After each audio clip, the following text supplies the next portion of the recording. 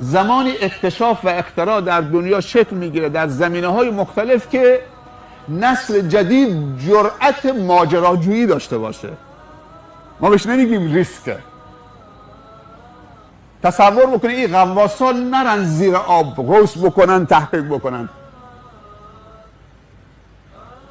همچی آکواریومی میتونستی مشاهده بکنی رو صفحه مانیتورت نشستی، رو صفحه موبایلت تو مغازت، کل اقیانوس ها زیرش شما داری سیر میکنید، انواع گونه ها و ماهی ها و مسائل و مرجان ها و همه اقیانوس های دنیا تو الان مثلی که خودت رفتی. این نتیجه یک جرأته، نتیجه یک ماجراجوییه، نتیجه یک نفره که به جان و دل خریده حمزه کوسه های شمشیری،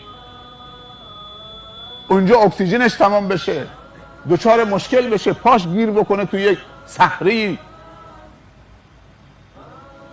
تا ماجراجویی نباشه، اونهایی که قله اورست میرن، اونهایی که تو جنگل‌های خطرناک میرن نزدیک شیر و حیوانات، رفتارهای حیوانات و نحوه زندگیشون هر کدوم جداگانه به تصویر میکشن، فیلم پر میکنن.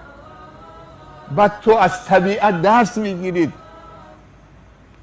هوش و توان و ببخشید حس و توان و ما داریم عقل برتر و داریم حس برتر.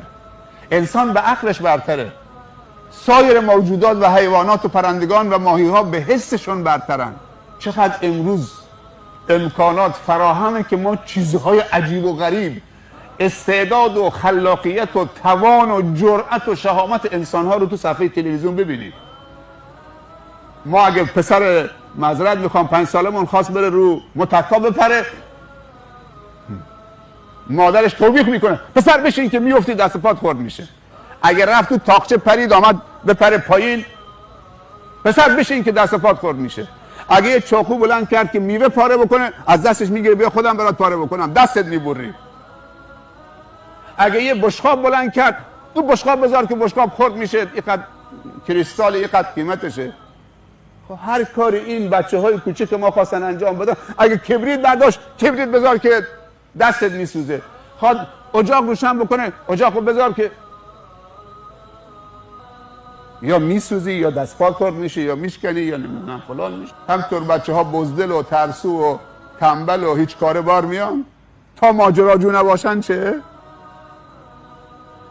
این دوچرخه سوارا دیدید که پشت ساختمون بالا، ساختمان 20 طبقه، رو اون لبه هاش اونایی که طناب کمرشون بستن، دخترها و پسرای جوان، از قله کوه میپرن تو اون عمق دره، زیرش هم رودخانه است. این طنابی که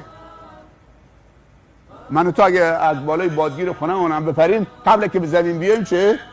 قلبمون گرفته. این ماجراجویی، این سفر، این سیر و سیاحت تاکید شده انسان بره دنیا رو ببینه.